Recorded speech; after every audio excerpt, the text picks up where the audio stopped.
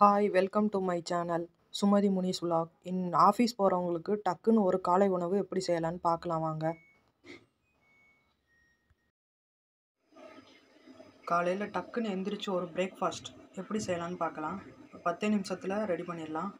நான் அவுல் தேவையான அளவு எடுத்து ஒரு தடவை கழுவி ஊற வச்சுருக்கேன். ஒரு 10 நிமிஷம் ஊறினோன்னே இதை ஃபில்டர் பண்ணி எடுத்து வச்சிடலாம்.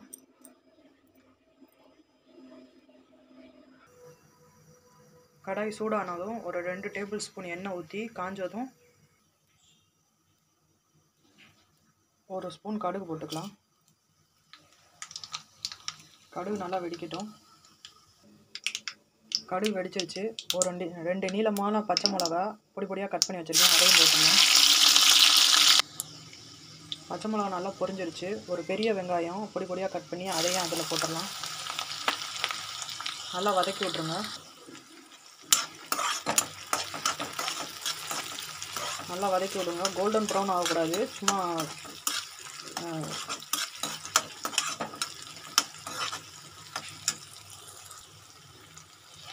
கண்ணாடி பதத்தில் இருந்தால் போதும்.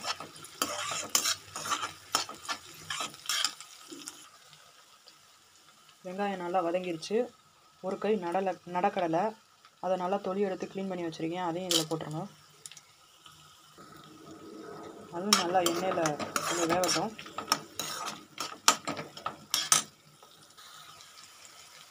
அடுத்து அரை டீஸ்பூன் மஞ்சள் பொடி,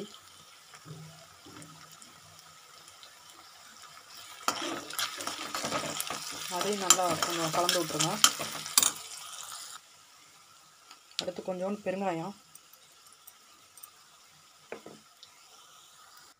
ஊறின அவுலை ஃபில்ட்ரு பண்ணி எடுத்து வச்சுருக்கேன், அந்த அவுலையும் இதில் கொட்டிடலாம்.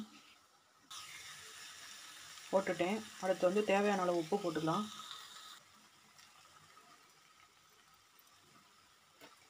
நல்லா கலந்து விட்டுடலாம்.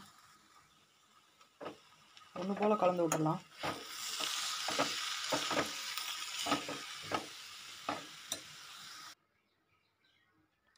இந்த மாதிரி கலந்து விட்ருங்க. ஒன்று போல் கலந்து விட்டுறணும். அப்புறம் அவுல் ரொம்ப நேரம் ஊறக்கூடாது. ஊறினா இந்த மாதிரி உதிரி உதிரியாக வராது. அப்படியே ஒன்றுக்கு ஒன்று ஒட்டிக்கிட்டு ரொம்ப கஷ்டமாயிரும் கிளறதுக்கே. அதனால் 10 நிமிஷம் ஊறினா போதும். இது பார்த்திங்கன்னா டெல்லியில் ரொம்ப ஃபேமஸான ஒரு பிரேக்ஃபாஸ்ட். ஆஃபீஸ் போகிறவங்க டக்குன்னு ஒரு 10 நிமிஷத்துலேயே இந்த பிரேக்ஃபாஸ்ட்டை ரெடி பண்ணிடலாம். ட்ரை பண்ணி பாருங்கள்.